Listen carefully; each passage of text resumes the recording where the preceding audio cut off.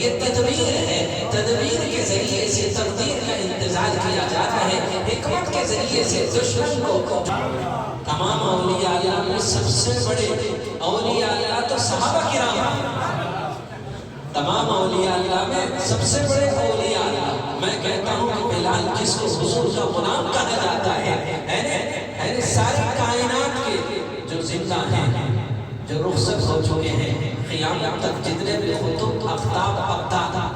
یعنی صدیقین صالحین صالحہ ولی کامل پیر کامل متقی پارسا پریزگار اور پورے نیک اور مقبول اور محبوب بندوں کو ایک پڑھنے میں رکھ دے، جس میں پیر طریقت ہو، پیر شریعت ہو، پیر کیا کہتے ہیں معرفت ہو، جس میں خطب بھی ہو، افتاب بھی ہو، ابدال بھی ہو، تمام اولیاء اللہ کو ایک پڑھنے میں رکھ دے، خدا کی عزت و جلال کی قسم جو میرے محبوب مصطفیٰ کا غلام بلال ہے، ان کے پیروں کے نیچے جو ریت کے ذرہ میں سے ذرہ اگر پڑھنے میں رکھ دیا جائے، خدا کی قسم وہ ذرہ وزنی ہو جائے گا تمام کائنات کی امداد اور خطب اور افتاب کی ترازو کے مقابلے۔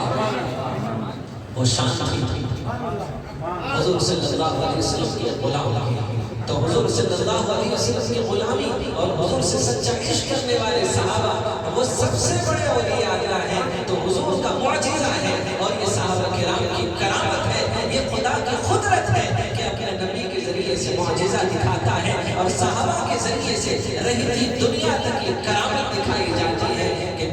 24 گھنٹے صحابہ خندق کھودے جا رہے ہیں، بھوکے بھی ہیں، پیاسے بھی ہیں، کھانے کا ان کے پاس کیا کہتے ہیں کسی قسم کا کوئی ساز و سامان نہیں ہے، اتنے میں ایک صحابی حضور صلی اللہ علیہ وسلم کے پاس بھوک کی تاپنا لا کر یعنی دربار رسالت میں آ کر پہنچتے ہیں اور اپنا سامنے سے کرتا اٹھاتے ہیں اور پیٹ پر باندھا ہوا بھوک کی وجہ سے پتھر ہے، حضور صلی اللہ علیہ وسلم کو دکھا کر کہتے ہیں اے اللہ کے نبی صلی اللہ علیہ وسلم بھوک بہت لگی ہے، برداشت نہ ہونے کی وجہ سے میں نے اپنے پیٹ پر پتھر باندھ دیا ہے، کوئی کھانے کا بندوبست ہو جائے، تو حضور صلی اللہ علیہ وسلم قربان جاؤں میرے محبوب مصطفیٰ پر، لاکھوں کروڑوں درود و سلام میرے محبوب مصطفیٰ صلی اللہ علیہ وسلم پر، آسمان پر چمکتے ہوئے جتنے ستارے ہو اتنی مرتبہ اتنی دفعہ میرے محبوب مصطفیٰ پر درود و سلام ہو، جتنے ذرے ہیں کائنات میں اتنی مرتبہ میرے محبوب مصطفیٰ پر کیا کہتے درود و سلام ہو، درختوں پر جتنے کائنات میں پتے ہیں اتنی مرتبہ میرے محبوب مصطفیٰ صلی اللہ علیہ وسلم پر درود و سلام ہو، آسمان سے برستے ہیں بارش کے خطروں کے ہر خطرے کے بدلے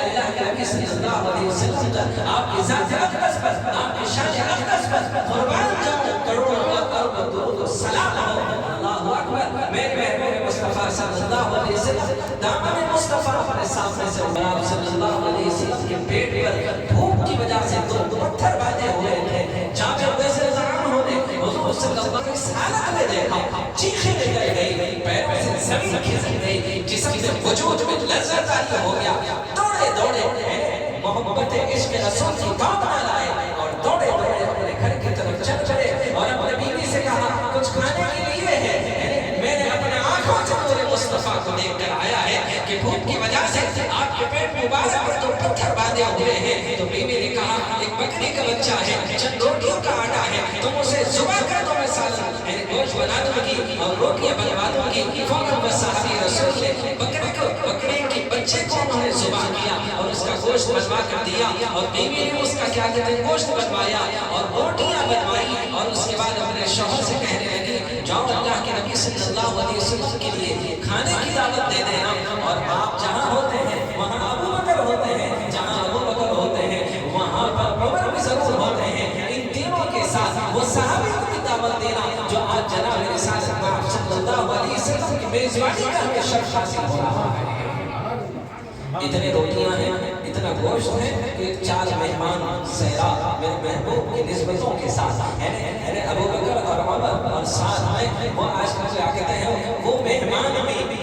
جو دربار رسالت میں آپ صلی اللہ علیہ وسلم نے اپنے بھوک کو لے کر آیا تھا، آج میرے محبوب مصطفیٰ صلی اللہ علیہ وسلم کی میزبانی کا ہمیں شرف حاصل ہو رہا ہے، اس مہمان کو نہ بھولنا، وہ صحابی کو نہ بھولنا جس کے صدقے میں میرے محبوب کی آج کیا کہتے ہیں میزبانی کا ہمیں شرف حاصل ہو رہا ہے۔ وہ صحابی رسول پہنچتے ہیں، حضور صلی اللہ علیہ وسلم خندق کھودنے میں مصروف تھے، قریب جاتے ہیں آپ کے کان مبارک پر وہ صحابی کہتے ہیں کہ گھر میں ایک بکری کا بچہ تھا، میں نے اسے ذبح کر دیا، چند روٹیوں کا آٹا تھا، میری بیوی اس کی روٹیاں بنواتی ہے آپ کو اور ابو بکر کو اور عمر کو، ساتھ میں وہ صحابی جو آپ کو ہمارے گھر دعوت دینے کے جن کے کیا کہتے ہیں توفیل میں ہمیں یہ سعادت حاصل ہو رہی ہے، آپ ہمارے گھر تشریف لائیے۔ حضور صلی اللہ علیہ وسلم جب یہ دعوت کو سنے تو 6000 کا لشکر جو خندق کھودنے میں مصروف تھا، آپ چٹان پر کھڑے ہو گئے اور سارے لشکر والوں کو اعلان کیا کہ تم سب کو جابر کے گھر کھانے کی دعوت ہے۔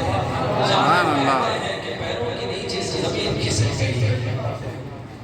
میں پریشان ہو گیا، عقل حیران ہو گئی، بحرانی میں سمجھ میں کچھ نہیں آیا، میں نے اپنے گھر آیا اور اپنے بیوی سے میں نے کہا کہ کیا کروں، میں نے تو حضور کو دعوت دی تھی، حضور تو 6000 کے لشکر کو کھانے کی دعوت دی ہے، اب کروں کیا؟ تو بیوی کیا کہنے لگی کہ آپ حضور صلی اللہ علیہ وسلم کو بتا چکے تھے کہ گھر میں کتنا کھانا ہے، تو میں نے بتا دیا تھا کہ ایک بکری کا بچہ ہے، چند روٹیوں کا آٹا ہے،